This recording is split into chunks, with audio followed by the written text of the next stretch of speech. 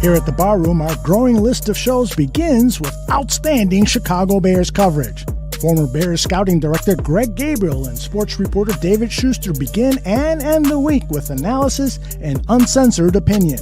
You can't tailgate at Soldier Field, but you can do it virtually every day before game time on the Barfly Tailgate Show. After every Bears game, the passion is unleashed on our Bear Football Show, which you can find on our YouTube channel and social media pages. Midweek, get a comprehensive update on the Bears' upcoming opponent with Buffon 55. Also on Hump Day, make sure you check out Dan and Aldo Bare Their Souls. It's penance for Bears fans.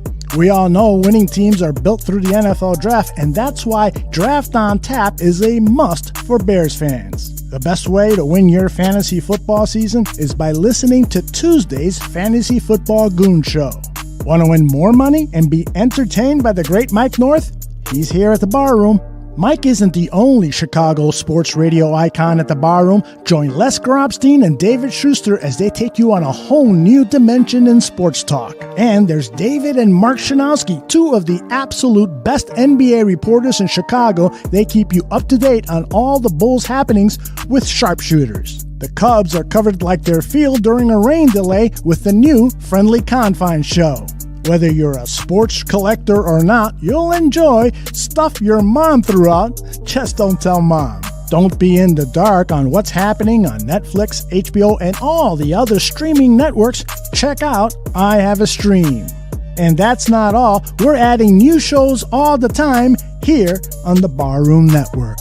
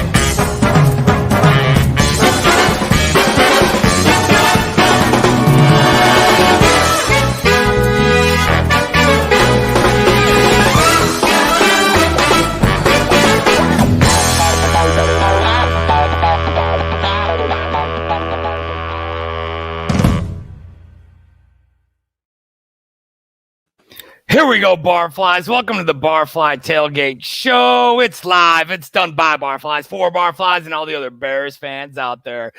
Prime time, baby. Hopefully we can do a little something in the prime time.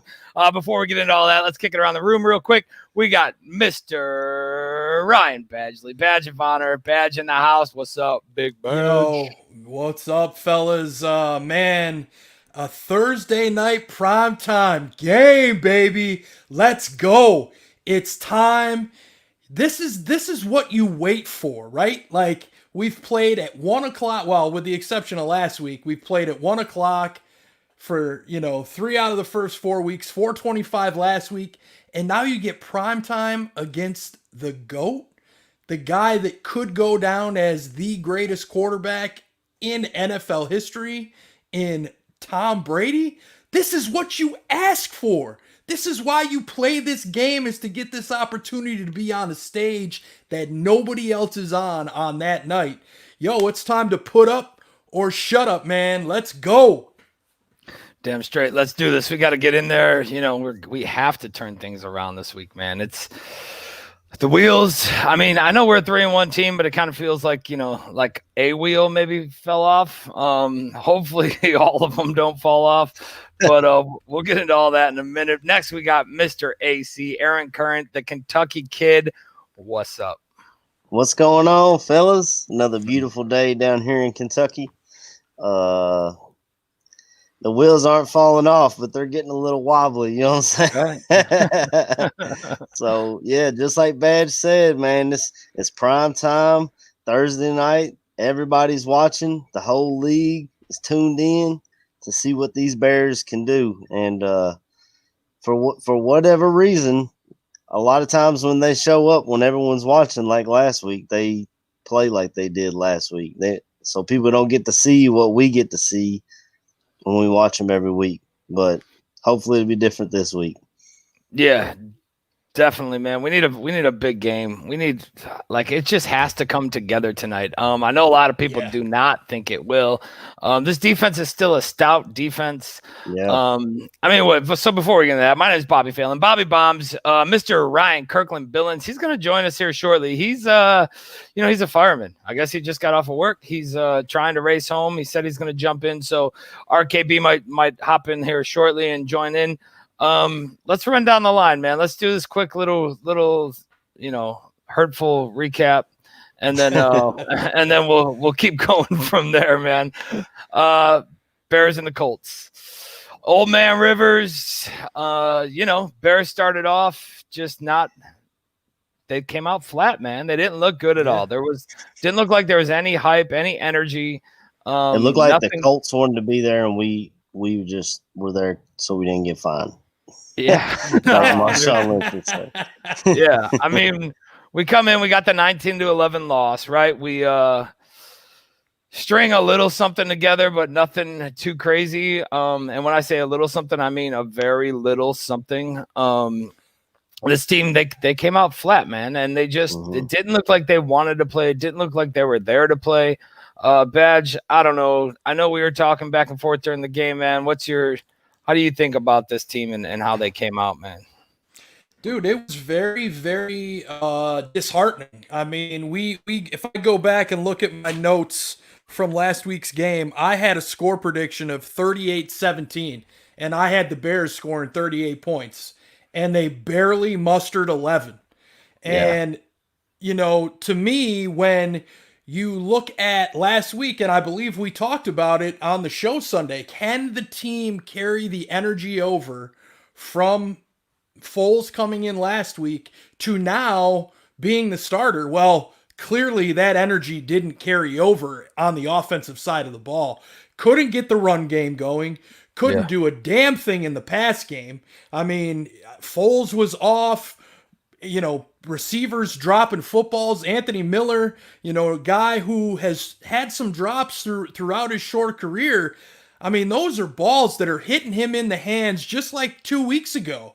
The ball for the touchdown, the beautiful ball that Mitch threw, and he can't corral it. And now here we are. You got to catch those balls. This is a game of inches, as we all know, and unfortunately, it didn't go well last week. And this could have the makings of disaster written all over it. If now here we are coming on a short week, dude. You got to be real about this, guys. I feel like I've been a homer the first 4 weeks of the season, and then finally after Sunday's game, I may have gotten into a little of the sassy and some other stuff, and I think I just woke up like this team. I really don't feel offensively is any goddamn good. Well, we had issues every week, but we found a way to win. And last week it just fell apart. I mean, you look at week 1, come from behind, win, beat Detroit. They had a drop touchdown pass. Week 2, you play the Giants. You put up 17 in the first half. Great. The second half, you had to hang on to win. Week 3, BDN comes in and drops 3 touchdowns in the fourth quarter to beat the Atlanta Falcons. And then that's BDB, AC. BDB. You got that wrong. We ain't getting into that. No, but I mean, it was 5. 2 of them got taken away. But hey, either way, I mean, I know some of them didn't count. But, dude, we're looking at a team that was like Matt Nagy has what he wants now, supposedly. If Mitch wasn't his guy, he got Nick. Nick's we had 28 total rushing yards. We are the only team in the NFL without a rushing touchdown. Yeah, right now. I was just going to say it. That blew me away more than anything. Why is it every season, there's special teams blunders that, why are you costing us games? What in the hell is happening in Chris Tabor's special teams room that we can't block a guy on a punt? Yeah. Crying out loud. It is driving me fucking batty. And I said I wouldn't swear, but for Christ's sake, Chris Tabor, what are you doing? How does Joel Iyiegbuniwe not know who he's got to block? You're shitting me on this stuff here. Unbelievable. Speaking of like going into special teams and talking about that, Ginn scared the crap out of me a couple times. Oh, I'm just glad it wasn't Anthony Miller. Yeah. Ted Ginn would grab the ball and he's like, "Well, I'm going out of bounds with this one." It's like he didn't want to. He had no interest whatsoever in returning punts. Yeah. I mean, back to the offense, man. 11 possessions. We had 11 total possessions. So did Indy. We both had 11 total possessions that game. We got into the red zone twice. And one of them was on their prevent defense in the fourth quarter. We got to this, I think it was the 16, maybe the 15, when somewhere in there when Allen Robinson caught the touchdown. I mean, that's I wouldn't even consider that being like, I don't know. Maybe you count that, maybe you don't. I get the scores there. Otherwise, we're looking at we only scored 3 points. You know, the chemistry, everything that's going on with this offensive mindset, this genius, this super smart dude who doesn't have a quarterback competition, but he says he fucking does. There was no damn quarterback competition. Then there was let's throw in Nick. I mean, Mitch just doesn't look like he's got it. And Nick worked out for him. He didn't work out for Nick. Jimmy Graham came out and said that Nick changed the play at the line that game like 4 times. So obviously the plays were wrong. Where was Nick in changing the play at the line last game, man? Right. They probably took it out of his hands. I mean, think about how they did that with Mitch. You know, like they brought in Chase, they allowed Chase to do whatever, but then Mitch came back, off an injury or whatever, and immediately they didn't allow him to make those calls at the line to change the play. So, do you think they really took it out of his hands, though? The dude came out and threw 3 touchdowns. If they took it out of his hand, he's more of an arrogant prick than I thought he was, man. I don't think they took it out of. I think that maybe. I don't know. It's easy. It's easy to look like It's easy to look like an offensive guru when you got Andy Reid standing there calling the actual shots. I mean, let's be honest. He's been a head coach for over 20 years. He's seen a thing or two. You know what I'm saying? So Nagy learning on the job, and I don't know, man. I don't know if it's gonna happen. What blew me away was the running game. Every time David Montgomery touched the ball, he's breaking a tackle as soon as he gets the freaking handoff. Yep. And if you can't get the run game going, you're not going to have play action. And these guys were stopping the run with their front 4. They didn't even have to blitz. Yeah. So that I noticed it too. I mean, I went back last night and watched. That takes away from your passing game as well. Yeah.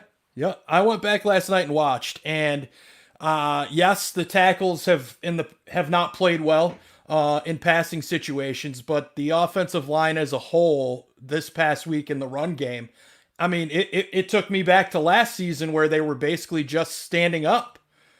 Yeah. And not trying to make a push. It was almost like they knew Indy's defense was better and just were like, yeah, well, we'll just see what we can get.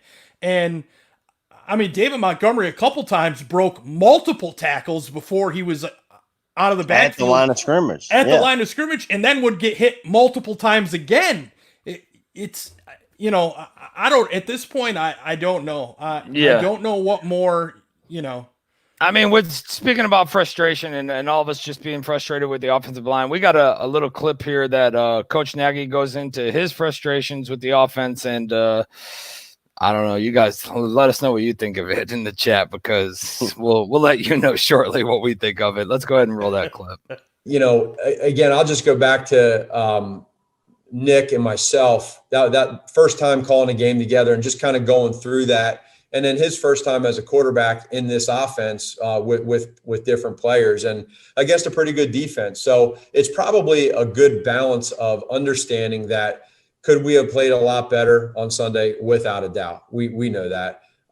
Is this going to take a little bit of time? Yes, it is. It's going to take some time. And so that's where us as coaches and as players, as long as we understand that, but also know that there's an ability to know that we need to get on this as soon as we can, whatever that is, and score points. That's the ultimate goal. So whatever that is, we need to do that. And we know that the time is now. We feel like we're in a good position at being 3-1 right now, and we don't want to lose sight of that.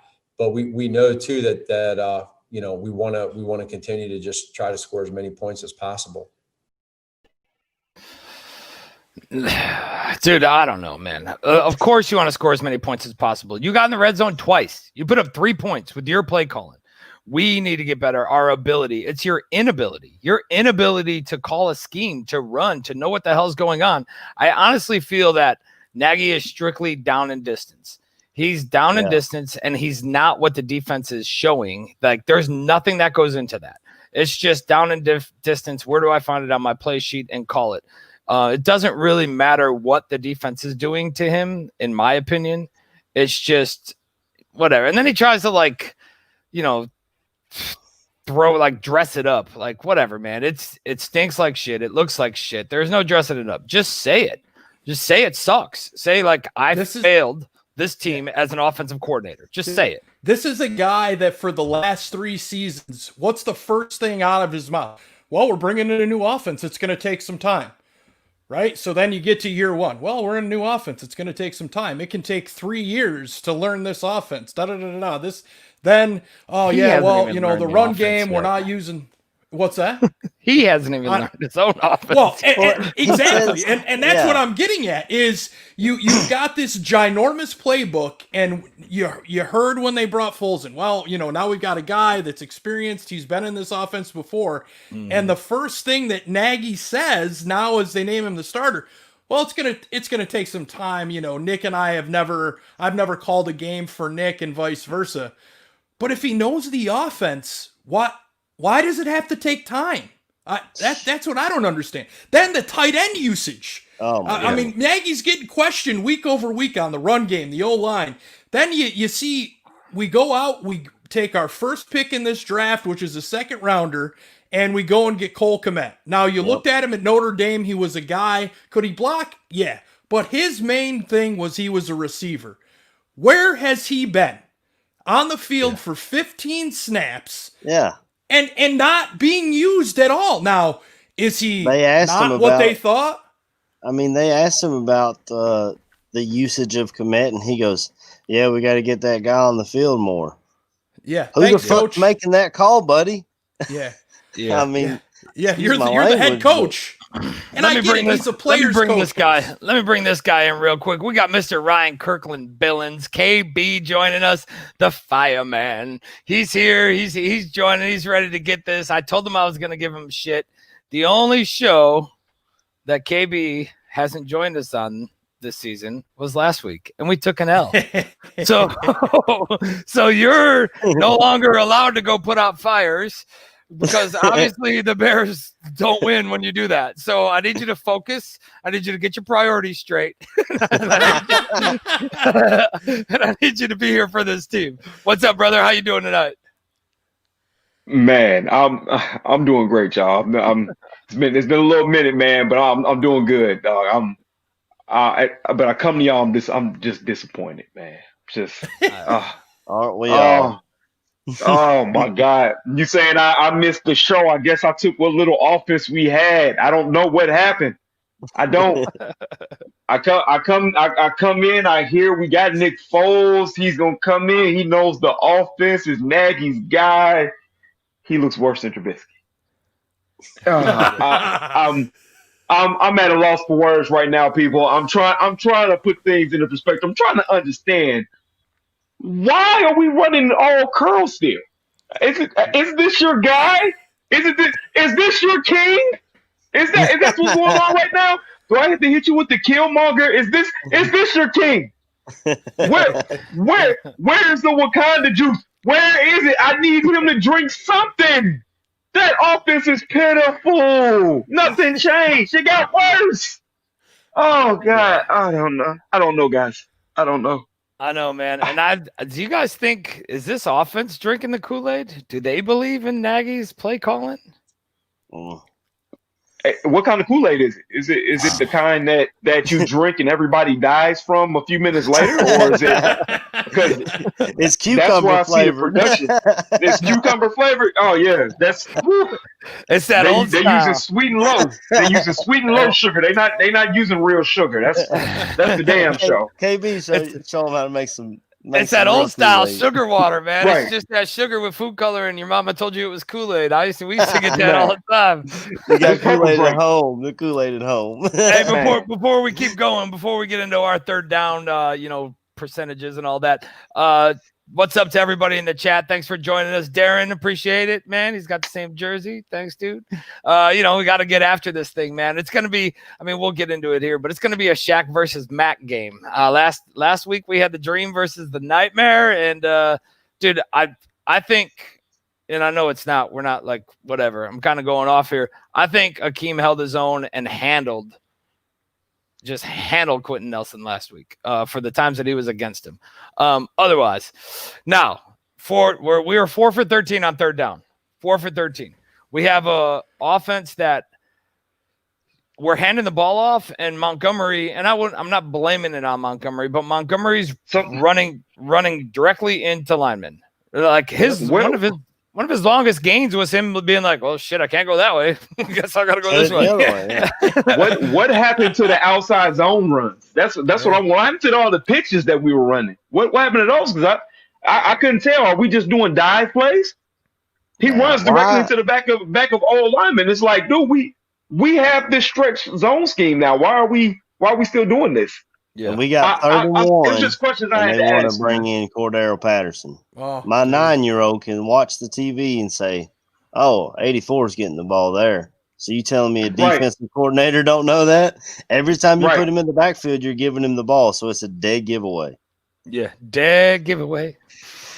Yeah, let's just. I think maybe we should just stick to running wide receiver screens on third and long. Those seem to work excellently. Yeah. So we should just continue to run dumb shit like that. Just all game long. Dude, why hasn't Cordero Patterson came out the backfield yet on passes? Why aren't we motioning him out from the backfield and going to empty looks? If you want to try to get fancy, why aren't you using him in that way? Why aren't we running our running backs out of the backfield to catch passes? Because we got one. We had one. Where's the other backup? Pusha T's in the chat. Pusha T's in the chat. He knows why. He said Patterson misses the holes like a virgin. I do think we did see some things last week though that were blown plays. They were just busted from the get. We seen the one down there where Foles tried to pump fake it, and then I think it was supposed to be a draw, but then damn Montgomery was gone. Yep. And so then Foles kind of he looked worse than Rivers. Kind of stumbled forward and got whatever, maybe a yard, maybe 2. I don't remember exactly what he got, but maybe there was, but I don't really remember. I don't think there was any of that with Mitch. I'm not saying that should be the reason for a quarterback change, but I am saying when Nagy said that he believes he can access more of the playbook with Foles, can he access more of the playbook with the other players besides Foles?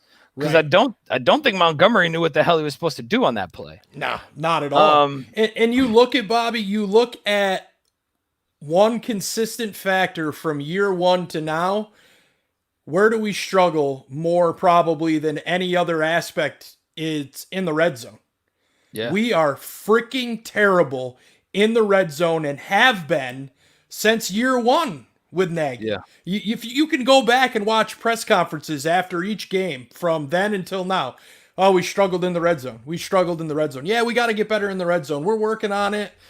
I'm working on it too, but I mean, give me a freaking break. Enough's enough. Let Laser take over. Let's see what he can do. You know, another thing though, before we get on this defense, another thing is we've seen in seasons past that first drive of the game was normally when Nagy scored, when the offense scored, when they punched it in. And all of us were like, how come they could do it on the first drive and not in the other drives? Like whatever they're scripting, prior to, can we get more of that? Right. Whatever. We didn't really see that. We haven't seen that. We've seen an offense that's struggling all the way around. Now, a lot of it's on the offensive line. I know we said that. A lot of it is on Leno. A lot of it's on certain guys. Leno, I believe that the weeks previous to this week, I thought he was doing a little, I would say average, right? Yeah. I thought he was doing okay. I wouldn't go shopping for somebody because prior to last week, I think he was doing all right. I agree. And doing what he had to do, you can't expect perfect. The dude's gonna face Shaq Barrett tonight. The dude faces some of the strongest competition, right? Yep. But either way, this last week, man, I just feel like he kind of just got rolled over, and it was like it just kept. He wouldn't forget the last play. It just kept building and building and building, man. And it was rough, man. And that goes back to Nagy. If your left tackle's getting beat like a drum, give him some help. Yeah, Go commit over there. Put a running back there to chip something. Like they do to Mac every game. Yeah. Can I ask this question, guys, before we get off of the offense? So, AC, you bring up that valid point. You look around the NFL, you see a left tackle having problems. They give him some help, whether it be a tight end, chipping a guy, running back, staying put.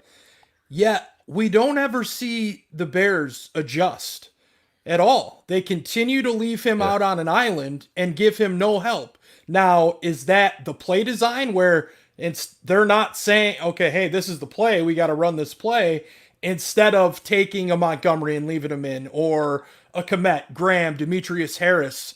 Why aren't we making that adjustment? Dude, I think it's like I said a minute ago. Coming back, I'll come to you in a minute, KB. But like I said a minute ago, Nagy only goes off of his play sheet. He doesn't adjust to the damn defense. He doesn't adjust to where we're getting beat. He's just like, oh shit, it's what? It's 3rd and 3. All right, do this. And that's it. And then when he finally can't get any run going or whatever, we've seen him before. I won't say that he really ditched it last week, but we've seen him before just ditch the whole run scheme and then just start slinging the ball around, man. I don't think that he's fully capable of running an offense and being a head coach like some of these head coaches are. Yeah. I agree. I second that, Bobby, 100%. We've talked, not on a show about this a bunch of times, and I do believe as a head coach he would be a very good coach because he's a player's coach. But being that he's the guy calling the offense, I think that just ruins everything for him, in all honesty. Yeah, and I don't know what the agreement is or whatever, or how his contract's written or any of that stuff, right? But I think there needs to be a little nudge, like, hey man, why don't you do this or try to let laser or somebody, you know what I'm saying? Like, I don't know if that's going too far. That's probably just fandom and me being like, dude, stop, give it to somebody else. I don't know if he's got it. It's not fandom. It's the truth, man. We've had 3 games so far. The offense has sputtered through all 3 games. It took 2 miracles from Trubisky and a miracle from Nick Foles to be 3-0. And then we finally seen what happens when the miracles don't come. Yeah. So what are we going to get tonight? What it's the same thing. It's the definition of insanity. That's what this offense is. We're watching him do the same thing, get the same badass results, and expect something different to come of it. Yeah. It's never going to change until he gets up play calling. It's just the truth. Yeah, and with all this situational awareness as well. I mean, Yes. Like you said, it seems like he doesn't see what's going on the field. If you have a questionable call or that might have been a catch, but he doesn't know. He's got his face down in his play sheet. I will tell you that if we see this offense continue down the road that they're on, we're going to see a lot more frustration and a lot more acting out throughout that offense, and people starting to literally get into it with other players on offense, getting into it with the offense. All right, let's roll into this defense. So defense is still ranked 8th. I thought the defense did enough to win. I thought they came out, they did their thing. I thought they did enough to win. I'll kick it over to one of you guys. Somebody go ahead. What do you think on this defensive front for I agree, man. The only touchdown they scored was on a short field due to the blocked punt that Badge touched on earlier. Other than that, our defense bended, but they did not break. They let them down the field, and they got field goals the rest of the game. Your offense has got to put something together and give these guys a rest as well. I mean, if we're going 3 and out or running 5 or 6 plays and our defense is right back on the field, man, you can't expect these guys to cover everybody all day long and our offense not put anything up. So I thought it was a good game. But the turnovers would have been great. You know, the Khalil Mack that had it right in his hands and he just dropped it. And then that Roquan Smith play was incredible. He just happened to have stepped out right before it happened. But the defense did well. I mean, you hold your team to field goal, they get 3 instead of 6. That's you want 0, but if they get 3 instead of 6, you're okay with it. Right. And you can't ask for any team to do much better than what we did. If I come anywhere and I tell you that my defense can hold a team to 19 points for an entire game, the offense should be able to put up 21. It's just that simple. You should be able to score 21 points. You should be able to score 20 points. The fact that we cannot score over 14 excuse my language, it's fucking embarrassing. That the offense is an embarrassment. And it's sad because this is another year where we just sat here and we say this is a Super Bowl caliber defense, and they're not even playing up to the Super Bowl level yet. They still have this team at 19 points. How do you lose? That?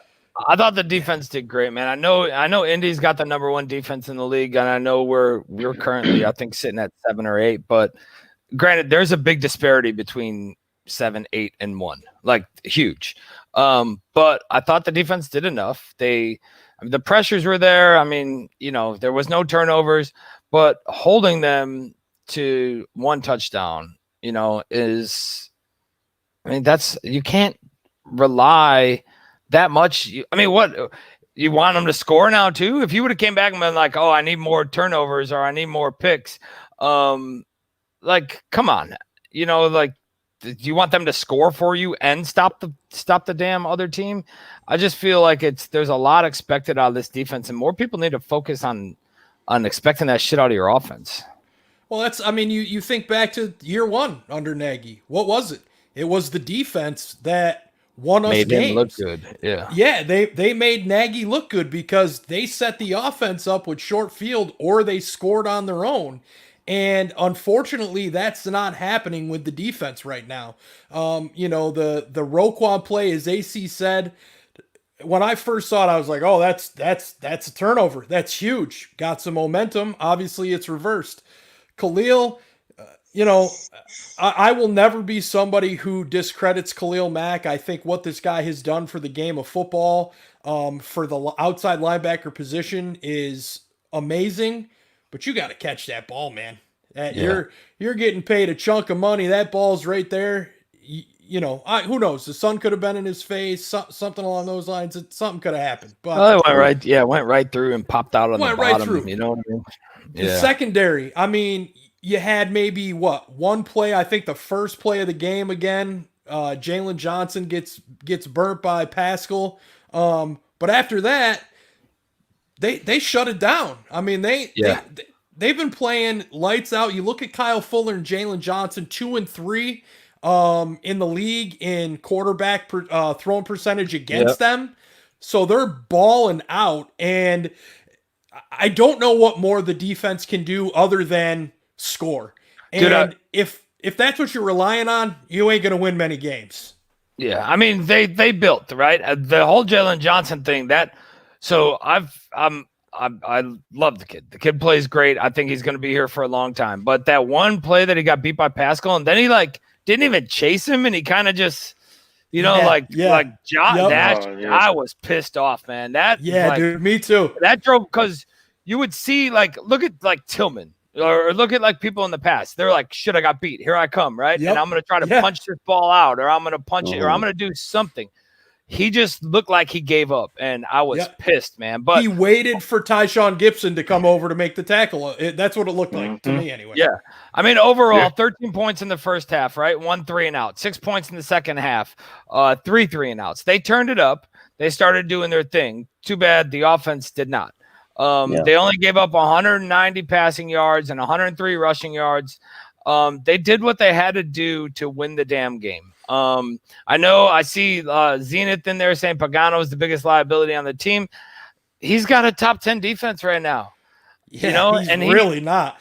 Yeah, he's whatever. I know the ones before, we won't just go off of last game. He did give up. He did make some bad decisions in the previous weeks, in the first quarter of the season, right? Sure.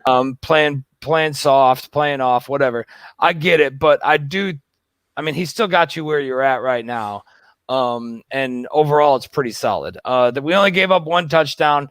According to the coach, we need to get more turnovers for his offense to work now, I guess. We got a clip here with Nagy talking about that this team needs more turnovers. So we'll throw it in there. If you guys are in the chat, let us know your thoughts on the clip. And then we'll comment on it and see what we got for you guys. Of the 4 games that we played, the only game that I didn't feel our pass rush was week 1. That was the only game. And so I do know that even though the numbers might not be there with the sack totals, there's a lot of times where you're affecting the quarterback. And I feel like in that world, we're doing pretty good. Now, the other part of this too, when we're talking about the defensive side, is you start talking about field position and getting turnovers. I feel like we're getting some, but I'd love to get a few more. And when you have opportunities to get turnovers, we almost had 2, but almost doesn't count, last week. And what that does is it keeps them from getting points on Roquan's, and it totally flips the field on offense for us on Khalil's. So the turnovers to me are more important than anything, that turnover margin. And I think that it's certainly not for effort. Our guys are playing pretty hard, and that front line, those outside linebackers, hopefully that number starts to jump up a little bit, and I have a lot of faith in them. I mean, you hear the head coach say what he just said, and not that he's knocking the defense, but coach, they're the only reason you're sitting at where you're at right now. Because if they don't make plays to get you the ball back in those games late, you're not winning those games, and you're sitting here at 0-4, and your ass is starting to sweat, pal. Because, I mean, let's be honest, that if this defense wasn't doing what it was doing, there's no way we win. I don't know if we win 3 games. I don't know if we beat the Giants, for God's sake. I mean, the only reason we beat the Giants is because they were able to stop them from scoring late. Your offense did nothing in the second half, coach. It's you. You've got to figure it out, coach. He talks about Max interception flipping the field completely.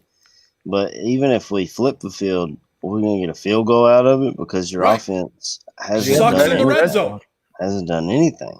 Yep. It would have been a 3 and out. We probably would have lost yardage. Knowing the way the offense is looking, we wouldn't even been in field goal range. So yeah, but I mean, he's saying that he's relying on the defense to help him score points instead of relying on a defense to put the game away. I'd be perfectly fine if he said, hey, we were up by 10, we dropped a couple picks there, or we did this or did that, right? And that could have we could have really put this game away with that. But when you come out and say oh, well, we really needed that for this offense, and get the hell out of here. No, you didn't. You had 11 tries. You had the same amount of tries the Colts had. The Colts put up 19. You did not. It seemed like and I talked about this before the show. It seemed like the Colts wanted to be there, and we really didn't. Like energy wise, you had Rivers calling out Saquon. I don't know if y'all saw that clip. He was like, 2-8 beats you to the corner, 2-8 beats calling you out to the corner. Yeah. So, I mean, and their defense was just, even when they lost their star middle linebacker who calls the plays for, imagine if we lost Danny Trevathan and Roquan had to call the plays. I feel like we'd be flat. But they were just out there balling. There's no other way to put it. They They're came not to play. scared of that offense at all, man. There's no threat to them on that offensive line. Cody White here, if you guys seen it earlier, he's allowing like more. I think it's more pressures than Leno is allowing. He's allowed more 11 pressures in the first 4 weeks than he allowed all year last year. Dude, some of this is just going. I mean, the only real thing that we had to talk about, or not talk about, but the one thing that we wanted to do here was, you guys know, if you don't know, if you're in the chat, maybe you don't know, the Barfly Tailgate Show and Bears Barroom Radio Network is sponsored by Manscaped. Your number one fantasy player that you got going on down there. So we came up with the clean sack of the game. This week's clean sack of the game is going to Mr. Brett Urban for his sack on Old Man Rivers.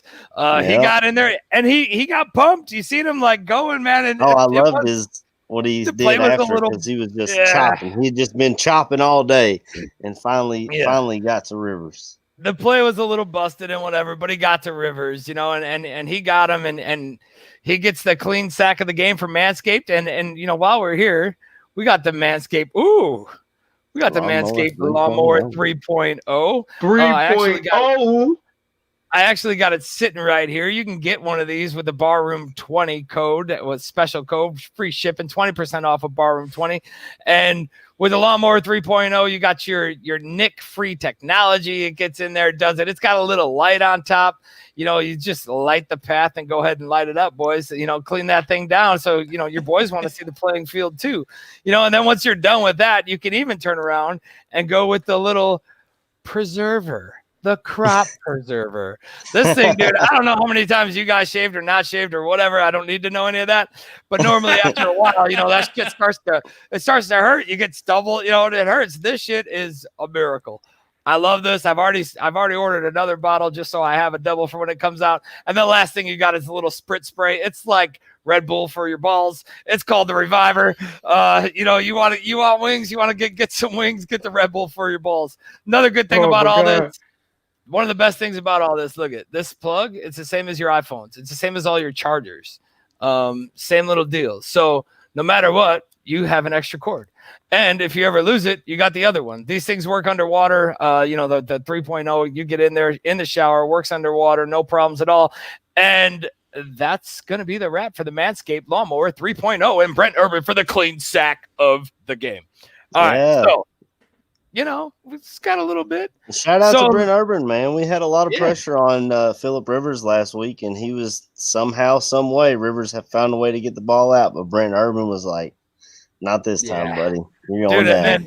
I don't know. Remember the week prior, Brent Urban, his wife, after Foles came back and won at Atlanta, she's got two beers. Stone Cold thing. I'm sure you guys seen it, man. If you haven't seen it in the chat, look it up. She's got 2 beers in her hand, and she's like, man, this shit is awesome. So we were going back and forth talking about it on Twitter and that with her and with him just chiming in. But either way, man, congratulations. Hope you got a clean sack. If you don't, Manscaped code Barroom 20. So another person who I don't even know if he's got a sack, so I'm not going to try to sell it to him. Matt Nagy, he's on the hot seat. Does this dude even have a sack? Can he be humble enough to come out, give away the reins and just be the head coach and not be the offensive coordinator? I guess the question is, and for you guys in the chat too, is he on the hot seat? This guy's 23-13 as a head coach. We've seen him we thought he was the answer, right? I mean, there was whatever. Everybody thought he was the answer at one point. Now it seems like things are kind of piling up on him. He's got his guy. He's not really going anywhere. Offense is coming out flat. There's no fire. There's no like tenacity coming through. What's up with this dude, man? Is he on the hot seat? Take it. I definitely think he's on the hot seat. I mean, when we hired this guy, I was pumped. I was like, sweet, we're getting a piece of that Kansas City offense. We're gonna spread the ball around. We're gonna do all right. And then now I just don't think he's head coach material. And if I'm gonna be honest, I think I touched on this on Twitter. If I can get a piece of that 49ers offense, give me some Shanahan, somebody from Shanahan, because it don't matter who he sticks in there at quarterback, who he sticks in there at running back. That offense just seems to work. And this one, apparently, you got to have Patrick Mahomes or Donovan McNabb from back in the day to make that Andy Reid offense works. And Bears' history of drafting quarterbacks, we all know is not good. So give me somebody that can work with what they've got and put something out on the field. So to me, look at the last year, the last season before Patrick Mahomes, it was Alex Smith. Yeah. So where is the disconnect here? And I don't know if Nagy's on the hot seat, guys. I don't think he is, due to the fact that we're sitting here at 3-1 through the first quarter of the season.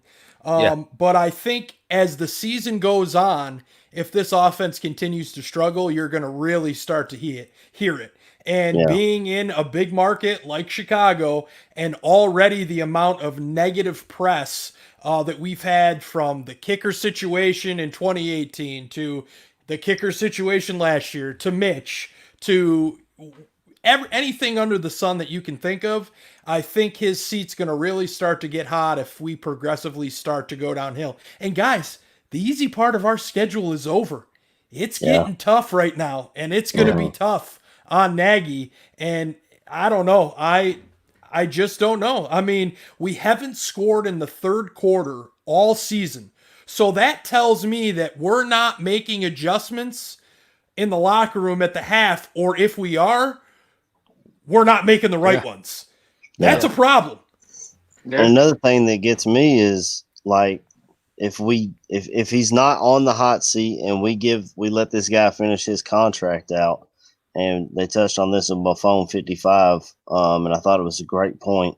If Nagy and Pace get one more year to try to figure this out, because both their contracts are through next year, are they going to draft another quarterback? We're going to give them that other shot, or are we going to just hit reset and get a new GM, new coach, new quarterback, the whole shebang? To me, I would rather hit reset than to have a lame duck head coach with a brand new quarterback.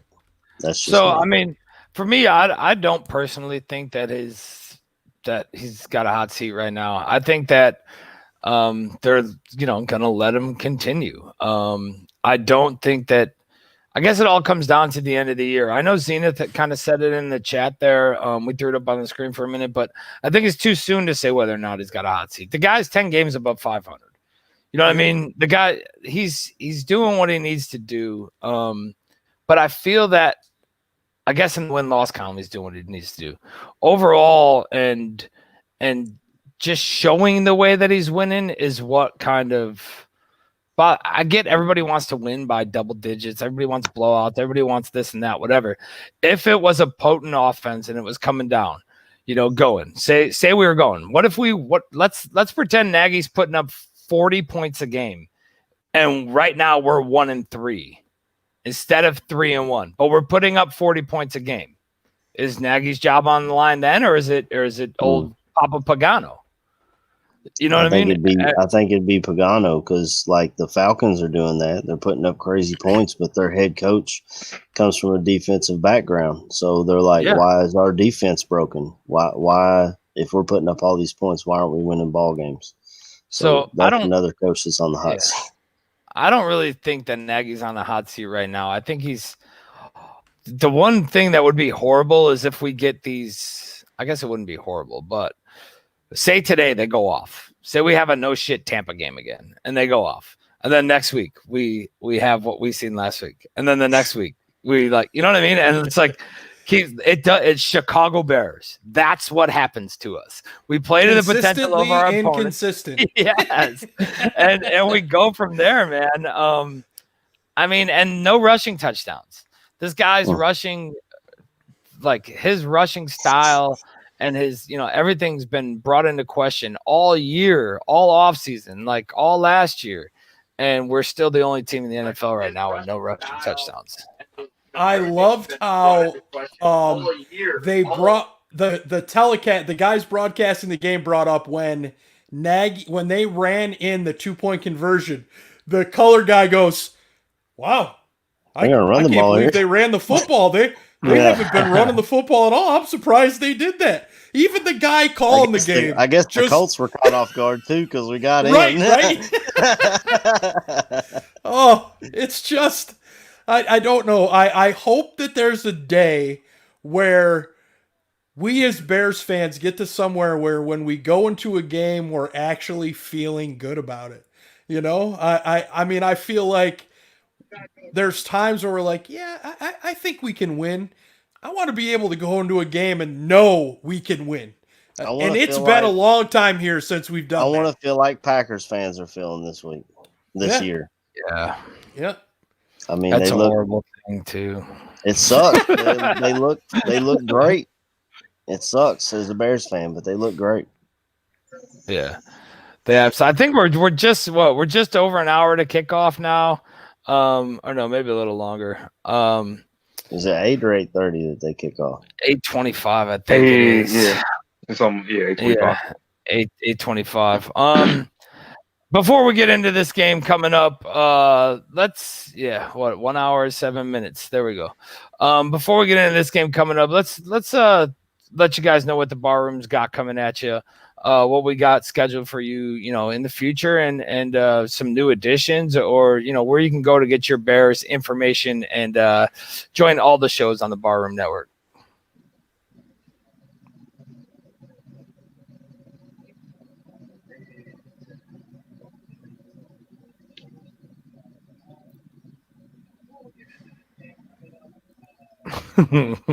Am I missing something? My bad. I don't think I wasn't ready for that one. I think I kind of pulled the trigger on that a little too soon.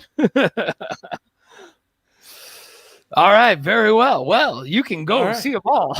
I mean, BearsBarroomNetwork.com, right? Is that what our yeah, just started off. The Patreon is open. You guys can get over there. Check it out on Twitter. Everything's there to show you how to sign up and get there. There's going to be some really great stuff going on.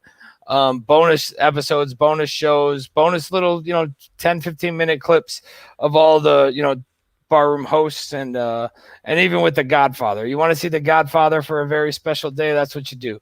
I see we got people a little fired up, I think, or they're just like, yo, what happened? You guys missed it? You should have been paying attention. Let's talk about this Bucs offense, man. Let's get into this game. Old TB12, old Tampa Bay, old tampons, and all this stuff, man. Tom's coming to town. Everybody was just going off last week on Twitter on everything about how they were down 24-7 versus the Chargers, man. We all know they pulled it out, 38-31. Tom came back. Tom did his thing. Yeah, Tom was Tom. Comes out, throws 5 touchdown passes. Half his team falls apart, and the guy still finds a way to pull it out and win it, man. What's your thought on this Bucs offense? I'll come over to you. Well, KB, I'm going to start it. I'm going to start it real quick. All right. I was going to let KB plug what he did. There's nowhere to go but up after badges. I always like to give a little history lesson here. History lesson. Before we get into the talk. So, if you look at the history between the Bears and Bucs, the best thing about this is the Bears lead the overall series 39-20, which you hear that. If that doesn't get you excited, I don't know what will. All right. Now, the last time these two teams played was September 30th of 2018, and somebody that will be on the bench tonight threw 6 touchdown passes against a very, very different Tampa Bay defense. So, this Bucs defense is a shell of what it was when Mitchell Trubisky threw six touchdowns against them almost 2 years ago, just a little over 2 years ago. So, this is going to be interesting, guys. KB, as Bobby was going to do, throw it over to you. Get your thoughts on this Bucs offense. I can tell you this much: they're averaging 30 points a game. So, what does that mean for this Bears defense? That means a hell of a fight coming, doesn't it? Absolutely. Averaging 30 points a game. Yep. What are you gonna do? What happens if the defense folds tonight? Is it gonna be a Bears Tampa Bay game where the score is astronomical? It's 40 something to like 7 points. What are we looking at? That offense is loaded with talent all over the board.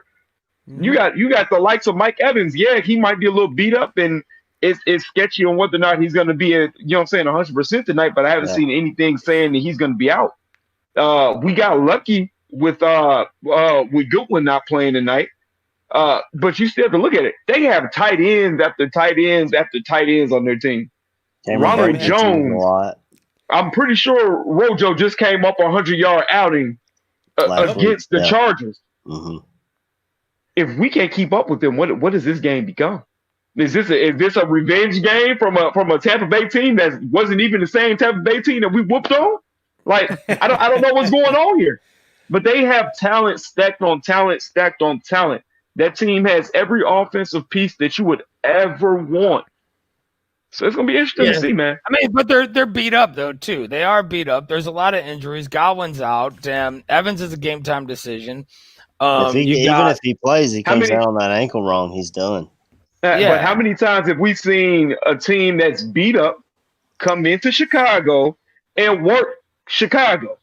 Yeah, it almost happened with the Giants. Yeah, absolutely.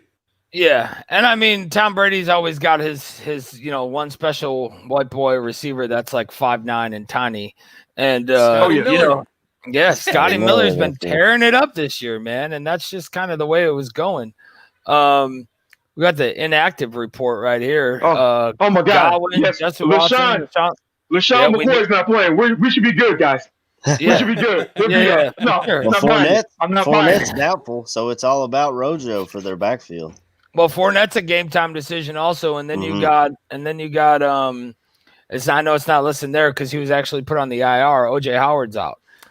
He got put on the IR. So he's done for the season.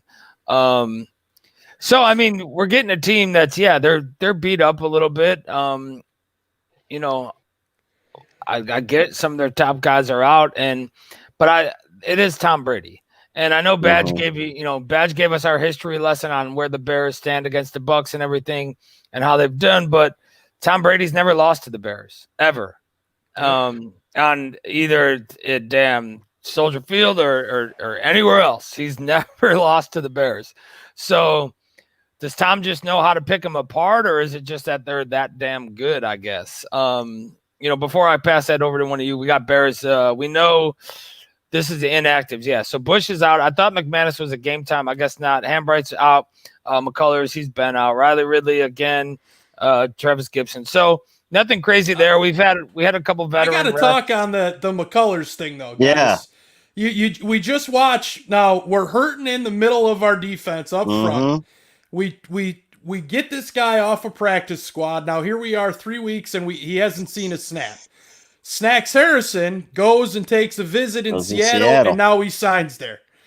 So our chances of now improving that defensive front against the run game go nowhere. And then this McCullers, now, if you went and did this and weren't going to use him right away, what was the point? Yeah. Why? That's the first thing I noticed about that too was McCullers. I mean, why aren't we giving this guy a shot? Sutton Hutton down here says Mike Evans is playing, just confirmed. Yes, he is playing, but he is dealing with an ankle injury. So as I said earlier, he goes up to get a ball, he comes down on that ankle wrong, and he's done. It's It's not just Mike Evans, guys. That Gronk is still there. Gronk really hasn't done much this year. Gronk, you still got Cameron Braid at the tight end position. You're going to have Evans to deal with. Scotty Miller, Rojo, as we've talked about. My biggest concern, I think, from a Bears defensive standpoint with this Bucs offense is Gronk and Braid. Can our linebackers, and now you have no Deion Bush. Yeah. Deion Bush is out. So you have, is that going to be Danny trying to keep up with a Braid or a Gronk? Well, they might try to throw Houston Carson in there, but I don't know how well he'll hold up either. You might see Duke. You might see Duke down there too. I mean, today's Duke's birthday. Happy birthday! Today is a Duke's happy birthday to the man, Mr. Duke Shelley. A friend of the Barfly Tailgate show. He actually joined us last year. Was awarded the badge of honor. We kind of talked back and forth on Twitter a lot, and through regular messages. Great dude, man. But I mean, he could be another one. Like, what if this guy comes out and just birthday balls out? I know at this time, dude, I'm hoping. A bold prediction. My bold prediction just changed. Barry Lambert. I want to comment on this because I think this is probably this was something that I was getting frustrated on too last week. And I mean, you're going up against this Bucs offense. I think it's a she, right? Perry, you can tell me. But I think you're right. The Bears defense needs to have some pride, not laughing and joking around, and let Phillip Rivers talk trash to them and have some pride and shut them up. Absolutely. And we've seen this. We've seen this in the Atlanta game too. When Eddie, the first play of the game, Eddie gets smoke checked and they're laughing about it. And we've seen this last week. And I get it. Like, I get that they're friends and I get that they want to whatever, right? Like, chum it up or talk back and forth. But you're supposed to be, this is a time for you're supposed to be vicious. You're the Chicago Bears defense. And monsters of the Midway. Yeah. And I don't know, man. It's just something that really bothered me. And we've seen it. And there's just been like a lackluster thing. And I said it on Bear Football that night after the game. Join them tonight after the game for some Bear Football for your post-game show, Bear Football, on I don't know what time today because it's normally it's going to be within an hour after the game. Can we just retire those orange jerseys for good? I mean, we played in Miami in them and came out flat. We played last week in them and came out flat. The last time I remember us winning in them was against Minnesota, which Kirk Cousins gave us that game. I say retire the orange jerseys and bring back the 1940s throwbacks because those were probably my favorite jerseys with just the blue and the orange numbers. I'm not superstitious, but I'm a little stitious. I don't disagree with the orange jerseys, although I like the orange jerseys. I got a Nakeem figure over here rocking the orange jersey from my man. Yeah, they look nice. Nick. They look great. Akeem was the one who fought to get the orange jerseys back. So, but we've been very lackluster in them. And maybe you're right, man. Maybe you're right, AC. Maybe it's time to put the orange jerseys aside, stick with the 40s throwbacks and the 36 throwback, and run with that for a little bit. But we got Brady highlights over here. The first thing I'm noticing is he's tearing the middle up. And that's the weak point of our defense. That's where Phillip Rivers attacked all day, was right in the middle. Yep. Guys, that game, and I watched this game before the Bears game Sunday, and for the Bucs, it was a tale of two halves. And once they started to score, it went boom, boom, boom. They were able to put points up in a hurry. And, that's my concern. Look at the Buccaneers offensive line, man. They were a weak point for them the last 2 years, is they haven't been able to, protect Jameis Winston, and they're just doing work over here, man. Yeah. Eldo's got a little video clip about Bruce Arians talking about his offensive line. Yeah. I think most growth in the offensive line. We're running the ball, I think, at a really good rate right now, and which sets up a lot of the play action passes. But their pass protection has been outstanding. You know, everybody knows about our receivers and the backs, but their offensive line is, I think, playing at a really high level right now. And if I may, just a quick follow-up, just your concerns about this Bears defense on a short week, what problems they present? Yeah, again, great players. I mean, all the way across the board. Extremely well coached, and they don't make mistakes. They're hard to block, so it should be a heck of a challenge for us, especially on a short week. Yeah, it's going to be tough. And I don't know if it's all the O-line or if part of that is just Tom Brady being such a veteran. He's putting them in the right position to succeed, or a little bit of both. They grabbed probably my favorite, second favorite tackle in the draft, and Tristan Wirfs.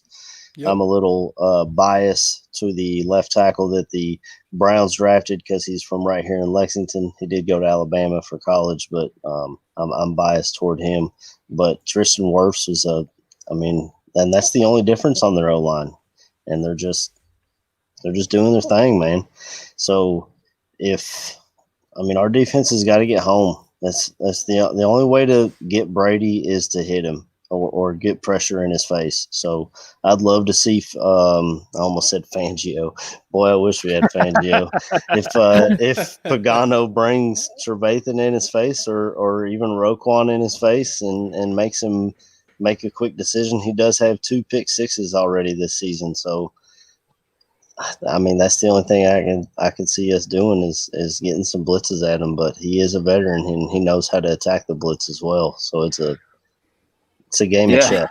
He will make mistakes. The guy's been doing this for 20 years. So, he'll make a throw. He did last week. He had a pick returned. A great play by the defensive back from the Chargers to take it to the house too. He was running to get to the ball, picked it, and then just took off. Nice play. Davis, I think was his last name, but I agree with the AC. We've got to get to Brady. One of the things, if you think back to when he was a Patriot and the Giants, how they beat him in the Super Bowl, they hit him. They knocked him off his spot. Yeah. And we have to be able to get pressure on him and hit him. Not just get pressure. We've got to actually hit him. Yes, pressures are great, but we need to see something done here to get some sacks, whether that's stunts, whether that's sending Roquan, sending Danny, whatever the case may be, somebody has got to hit Brady tonight and get him uncomfortable and do it early. I don't know how, they're banged up, but I don't know. I don't know. I don't see our offense being able to put up a ton of points against their defense. Yeah. And us coming out with a big victory. I just don't see it. Yeah. I will say I think the defense is coming off one of their best game of the year. Going up against Indy. I think that was the best. I know there was no turnovers. There was only the 1 sack, but I think the defense is coming off collectively their best game of the year. So the defense rolling into this game, they better be hyped to go against Tom Brady. I mean, he's easily the best NFL quarterback ever. I think he's the GOAT. Yeah, he is. So like you said, getting in on him, right? Getting him off his spot, disguising stuff, mixing it up, man. I don't know how it worked last week, but we seen Khalil drop into coverage a couple times. I don't know if that's because every time he was pushing forward, they were putting 3 dudes on him. So they figure if he stunts and then drops, then maybe those 3 dudes are a waste. I don't know, man. I'm not sure how that all worked out or went, but I'm just saying I think a lot of the times we overreact, fans collectively. We all overreact with this stuff. And if you think Tom Brady's not going to score tonight, you're absolutely wrong. But to contain him and to kind of keep him and to beat him up a little bit, get him frustrated. You've seen Tom Brady frustrated. We've seen Brady in New England go back and just start blasting the hell out of offensive coordinators, start throwing a fit, and he's yelling at people. Those are the games where Tom loses who he is or loses his whole momentum and everything. So that shit needs to be stopped, man. And it's like that with all the great quarterbacks, but They need to throw him off. They need to confuse the offense. And maybe we catch a little something here with like Godwin being out, with some of these guys being done, and that, guys aren't ready to step up. But if we all know Tom Brady will find that one new gem and make that kid a star damn player, and next year he's going to get paid somewhere. That's the difference for other teams in this league and the Chicago Bears is quarterbacks on other rosters make the receivers they're playing with better receivers. And they do that by being able to move the ball around for them to catch it. For some reason in Chicago, that just doesn't happen here. With Foles, he was very inaccurate last week. Mitch, obviously, he's not the quarterback anymore for that reason. There were a lot of drops last week too, though. Oh, there were, but there were some balls that Nick threw that were not well thrown balls. I mean, yes, some of it was the play calling, but there were some. Nick even said in the presser, he did. Yeah. Go ahead, AC. He said it was 6 inches too far in front of him. That's but what she said. To me, I had an extra 6 inches. But to me, if it hits your hands, you got to pull it in, and it bounced right off of Anthony Miller's hands. I mean, you got to pull that in, dude. Yeah. Or you're not going to be getting paid here. And here's Brady showing his kids love. Oh yeah, he's the GOAT. This is how many views is that the thing same have? massage parlor that Kraft went to? Hey, he's lucky it is. Just curiosity. Maybe he threw him a card or something, and he just he's got a promo code. Little weird. The kids there though. Yeah. Oh man, we might be going. Is that massage parlor on an island? We might be going too far off here. Easy now. We quickly lost control of this situation. The wheels are falling off. Sorry about that. I couldn't resist. All right, man. We got the Bucs defense. Bucs defense is coming in. Great defense. Yeah, they're sneaky good, man. They're sneaky good. They're ranked, I believe, 6th overall right now. They're 4th in total yards. They're coming out and doing their thing, man. I know I said earlier it's a Shaq versus Mac game, and they don't play on both sides of the ball, so it's no way it's a verse game. Cool, I get it. But a lot of it's gonna be about stopping this defense, man. We know Foles can't scramble. We've seen some of the biggest. We've seen the biggest play 2 weeks ago was Trubisky scrambling. So. I mean, how do you attack this defense, man? It's tough, man. They've got playmakers on all levels. They've built mostly through the draft, and they've grabbed some key free agents. I mean, on D line, we just talked about Shaq Barrett. At linebacker, you've got they ended up with Devin White. That draft was Devin White, Devin Bush 1-2 at linebacker, and they got a really good one. He flies all over the field and handles his business. And the secondary, when I was looking at their depth chart, no real big names pop out except for Winfield, and that's just because I was looking at him in the draft. But these guys are, they're holding it down, and if you're getting pressure, that makes that defensive backfield even easier to do their job. But they do have a corner named, I think his name's Carlson or something. I'm sorry, I was just looking at it, and his name slipped my mind. He's got 2 picks, which is tied for 2nd in the NFL. And then on the other side, name is still slipping my mind. He has no picks, but he's but like you got that D line getting pressure. Sometimes it doesn't matter who you got back there. They're giving up. Yeah, they're giving up 271 yards in the pass game, 64 yards in the run game. Well, look what happened last week when we faced the number 1 rushing defense. Now we're facing the number 2, and we couldn't do shit. So not a damn thing. I hope we know it's a short week. They played Sunday. It's now Thursday. They've only had a few days to prepare for this. I'm sure they may have had some form of a game plan in mind prior to this past weekend. but you're probably not talking about it before you play your next opponent.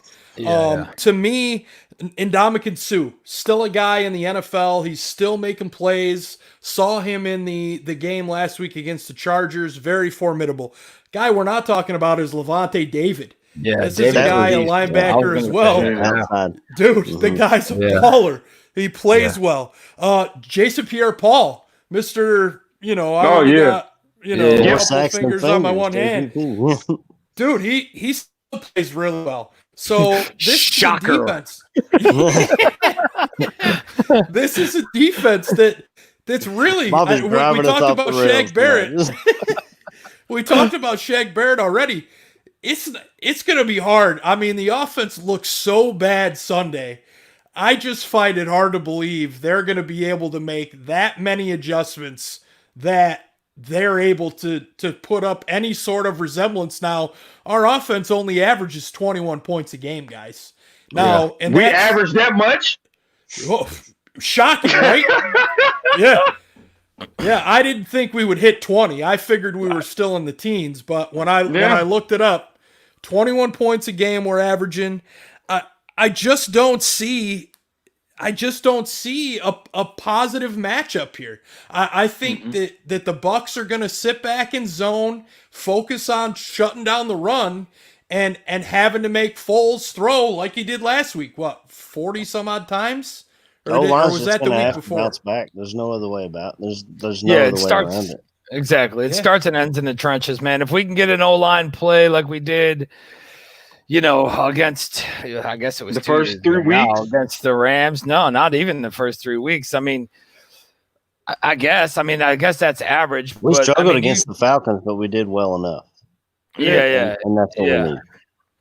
And we needed like a confidence boost, man. We need to stop with these cut blocks and these chop blocks. Like, it seems like half the time they're falling down, and I'm starting to think it's on purpose. And they're like, we got flagged for it, I believe, twice already this season. And it's, I don't know, man. Like, get your hands out, like hand fight. Where's the hand fighting on the offensive line? Where did that crap go? Well, that's the other part too. Is you notice that on one of the Charles Leno's that he let DeForest Buckner, like Buckner was already by before Leno had his hands up. It's like, wait a minute. Once you come up, your hand should be up, ready to engage. Yeah. And he didn't even have his hands up. So the falling down, if they're trying to, I don't know. I think the first 3 weeks we were, hey, you know what? The offensive line isn't as bad as last year. So there's some improvement, when really, in all honesty, they're really just as bad as last year. And now the teams that are good are going to show that it's a problem. Is there any maybe truth to that? Justin Herbert showed you how to score points on this defense and how to get in there and go up on them. And I mean, granted, they couldn't keep it, but that would be, and they stopped scoring, right? But they came out and they were putting a hurting on him at the beginning. Is that just the talent of Herbert and him coming up, or did he kind of lay a blueprint on how to get after this defense? It's because Herbert has giant balls, and this comes to you by Manscaped. So that kid has a pair on him, man. He came out and balled. He has no fear, and it's the one thing that you've seen from Nick Foles when we played the Falcons was no fear. When he played against them, it was balls to the wall, bro. I'm going deep. I'm gonna complete passes. We're gonna score touchdowns. That's how he played. Then the next week, it's like you neutered the man. I don't know what happened to the game plan. I don't know what changed. I don't know if it's, we're gonna have a short game now, because apparently Nick Foles isn't good at the short game. He's only great at throwing deep passes. That's what I'm starting to get out of it. You got one kid that only wants to throw short and one dude that can only throw long. If we can put Nick Foles and Trubisky together, we might have a fucking quarterback. Sorry for the language. Well, the Colts corners were all over us on those short balls last week. I think it was more their corners than it was our quarterback. I mean, how many times do we see Xavier Rhodes just sticking his hand in there and fighting it away? You let a cast off from the Vikings. Xavier Rhodes was thrown away. Now here's like some kind of career revival in Indianapolis. Come on, man. Why no? Fetty's good doing it this for year. us. Well, yeah, Fetty probably is one or two best linemen we got right now. Yeah, Fetty was trashed by the Seahawks, and he was nothing. All Seahawks fans after we signed him. This dude's trash. He's this. He's that. We hope for the best out of the dude, and this is what we're getting. And I think he's playing very well. I think he's doing a great job. Now, I know we talk about it, and we talked about it earlier, the true game. Trubisky throwing 6 touchdowns against the Bucs. Bruce Arians had a little comment about that, last game and last time they came to Soldier Field. So we'll roll into what Bruce has to say here, and we'll tell you guys what we think of it, and if it is possible for us to repeat this effort. A couple of years ago, you weren't here, but the last time this team went to Chicago, they got shellacked on defense in particular. There's only like 4 guys that remain. In just 2 years, you really kind of rebuilt this entire defense. So what does it say to the job that Jason, yourself, and Todd has done with these young players and having this much success this early? Yeah, I think Jason's done a great job of identifying bright guys. And not just good athletes, but bright guys and football players that understand the game and love the game. And, we pick up Shaq and Sue, guys that love to play the game and are talented. And then, the young secondary guys came in quickly and they took their lumps. And we knew they were going to take their lumps early last year. And they're going to grow into football players. And so right now, knock on wood, we're healthy over there on defensive side, and we're playing really well. So, my hat's off to Todd and Jason.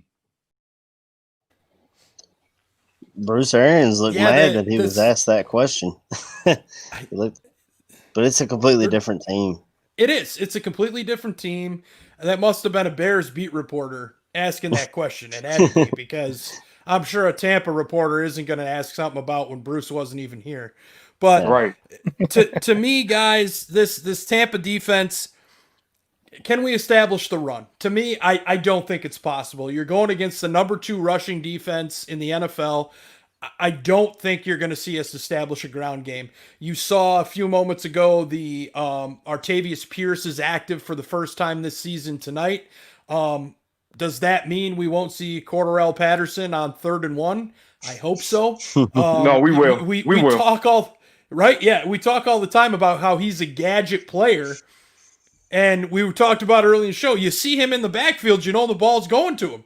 Now, if you're a good offensive mind, you use him as a decoy. Mm-hmm. Yes. Right? Yeah, yes. We're not doing that. So the other thing to me is we can't turn the ball over on offense tonight. It just can't happen. If we turn the ball over and we give Brady more chances, it's not going to end well. And it could get bad very fast if we can't move the football tonight. I'm tired of we'll get better in the red zone. We're working on it. I want to see improvement in the red zone. So if they get in the red zone, I want to see 6. I don't want to see 3. I just, the tight ends have to be a factor tonight. Yes. Yeah. The lack of usage, you're seeing the 3 tight end set quite a bit, but it's in the run game. You're not seeing them use play action off of it. I hate to keep going back to last week, but that's how you attack that Colts defense. Look, when we ran that defense with Lovey, how did people attack us? They sent the tight end down the seam. They hit us with post routes. Yes. I didn't see the tight end go down the seam one freaking time last week. We don't do that. So we don't do that. The tight ends still got 8 targets last game, right? Collectively, as a group, they had 8 targets. But it's all like the issue for me, and jump it up. The issue for me was that there was 3 in the first quarter, 1 second, I believe 1 third, and then 3 in the fourth. And the 3 in the fourth were all the last drive. So I think they have to get methodical. They have to understand what they're going after and kind of put this whole thing together, because I don't think that they do that. I tweeted it out last week after or during the game, Matt Nagy, when he got here, said the Y tight end is the predominant. We need one. So they went out and signed Trey Burton. Where is Trey Burton? He's in Indy On the coast last week, right? Yeah. Ice the game. So they for bring him. Jimmy Graham. Right. They draft Cole Kmet. We have yet in this offense where Nagy in his opening presser, his first press conference as a head coach, said the tight end has to be an impactful part of this offense. And it has not been since September 30th, 2018, when Mitch hit Jimmy Graham on a 40-plus yard touchdown pass. Yeah. Or not Jimmy Graham, Trey Burton. I'm sorry. I was going to say, wait a minute. In the chat. I was going to say, wait a minute. Yeah. They have to be a factor in this game, whether it's in the run game or I really need to see it in the pass game. I'm going to be real honest with you. I watch every game live, and then I go back and I watch the coach's film if I have time, and I watch the quick recap, right? Yeah. I have yet to see a tight end run a seam route in this offense since I was at the Bears-Giants preseason game last year. No. Was it last year? Yes, it was last year. When Tyler Bray, or as Mike North refers to him, Taylor. I freaking love that he calls him Taylor. Bobby and I were laughing our balls off about that. Oh, it was hilarious. I haven't seen it since then, and that was last preseason. And it was Tyler Bray to freaking Jesper Horsted down the middle of the field. And I saw it live in person. And even my buddy who I was with, my buddy Big Earl from Big Earl Stump Removal, great dude. Sorry, that's free plug for him. I know. He said to me, he goes, "Wait, did we just throw a pass to the tight end down the seam? Holy crap." Yeah. So it's something that's missing in this offense. They have to use these guys. Definitely, and they're man. just not. Unless it's short yardage, goal line situations, they'll throw it up to Jimmy Graham. Why not send Graham and Kmet out to the same side of the field and let the defense try to figure out who they're going to throw it to? Yeah. I think they definitely need to start utilizing them more, right? I just think the whole overall game plan needs to be better. And hopefully we do this tonight, man. Hopefully that there's a little fire tonight. Hopefully we see these guys come out pumped. I don't know if the crowd is a big thing for these guys because they just seem like they're flat. Man, I wish we could get a limited crowd in there. Yeah, something along the lines. But who knows, man? I guess with that also, there's always the crowd talking shit that doesn't do well for anybody. So I think it could go both ways, man. We're about to get into score predictions, bowl predictions. You guys are about 30 minutes away from kickoff, or at least from the start of the no kidding pregame pre-show or whatever. Yeah. So we're going to kick it around the room here. If you guys got your score predictions, bold predictions, throw them in the chat. Let us know what they are. We'll see what we got. We'll see what you guys got. Let's start this thing with the Mr. Bearded Bears fan over to that sexy ass bearded man, AC. What you talking about? That's me. You see the beard? You call that a beard? Well, I'm going to go straight to bold prediction first. My bold prediction is the Chicago Bears score their first rushing touchdown of the season tonight, and it is by none other than Nicholas Foles running the ball in. And my score prediction, because I can't pick against the Bears. I can't do it. I've tried it. I can't do it. I'm going to say Bears win. It's going to be an ugly game, and Bears win 13-10. And we have a missed extra point we'll just say Nick Foles' touchdown and then 2 field goals after that. And then we shut them down on a game-winning drive. There's your prediction from the Bearded Bears fan. Nice. Nicely done. Let's go over to Mr. Ryan Kirkland Billings. KB, what you got, man?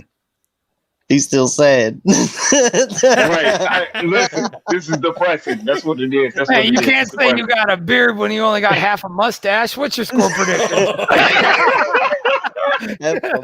Okay. We're going straight bold prediction over here. Bold prediction. The defense comes in and they play fucking offense. That's the bold prediction. We find a way to score 28 points. It's gonna be because defense is playing. But no, in all seriousness, man, I'm not excited about this offense. I'm not. I don't want to pick against us, so I'll be the homer today. Yeah. So I say we find a way to score 24 points and we hold them to 17. I say defense puts on the show. They get and hit Brady early and often. But I don't know. I'm not gonna tell you how we're gonna get them points. I'm not gonna tell you because I don't know. I just know the points will be there. Bojack gonna have 2 touchdowns. There you go. he's gonna effectively beat all. He's gonna score 2. Khalil Mack is gonna scoop and score, and it's gonna be a Cairo Santos 22-yarder because he can't hit for nothing further than 30. So I'm done. I'm done with this offense, man. I'm done, bro. Badge man, what you got? All right, so my bold prediction is that the Bears defense will hold the Bucs offense to 10 points. So the Bears defense is going to ball out today, holding the Bucs to 10. So that's got to tell you guys that I'm picking the Bears to win this game, baby. But fuck, no, I ain't. Bears only score 3 points and lose 10-3. That sounds right. Jesus. That sounds right. Man, the Badge man going against the Bears with a 10-3. Oh my god. Yep. All right, let me start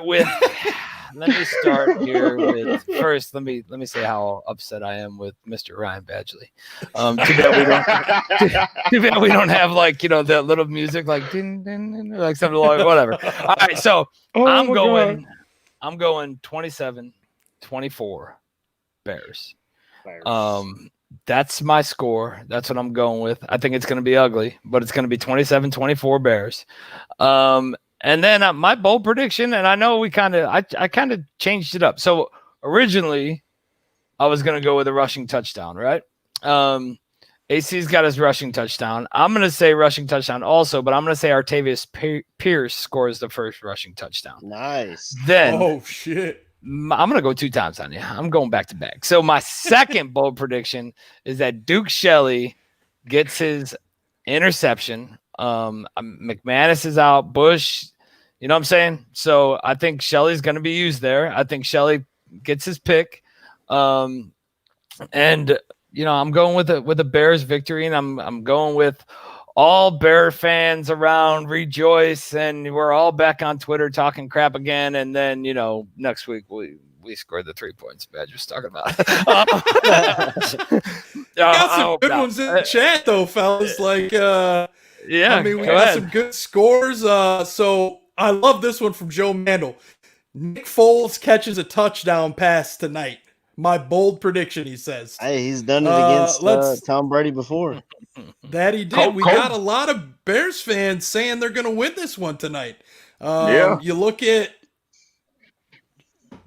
JMNA 9357, Bears 31-25. You've got Roberto Torres, 24-20 Bears. Huey Freeman, 38-24 Bucs. There's our first one.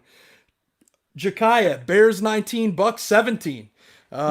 So you got a lot of Bears fans thinking they're going to put some points up and hang on to win. I mean, Jakaya there, Bears 19, Bucs 17. I mean, I could see that, but I just don't see the offense being able to put together anything in 4 days. Hey, I gotta shout my man Kofi out, taking a shot at my man Bobby Thompson. We can't talk because he got the baby face on. Ooh, baby face. I got this the first time I've ever been told that, man. My shit looks like a baseball. I'm in the Marine Corps. Yeah, can't do it, man. Can't do it. Shit. Firefighters can't have them either, right? My man Donnie Kitt. That's why right this there. is going. Bears going down 31-17, man. Donnie and I went to high school together, man. That's my brother right there. Oh, that shows you both got the same education. Dude, he got Hey, I cheated off of him, so he's how I got through high school. Oh shit. All right, man. I think that'll wrap it up. Let's let everybody get out of here, get ready for their game. Any shout outs around the room? You guys got anything? Yeah, man. Just Duke Shelley, man. happy birthday, man. I hope Bobby's prediction comes true. I want him to take it to the house, though. That's what I want to see. Duke comes in, balls out, pick, takes it to the house. Everybody in the chat, man, week over week, you guys just keep coming. There's more and more and more, and friends who are tuning into the show for the first time, or, you know, it's been a while since they've listened and now we're on video and they see us on video.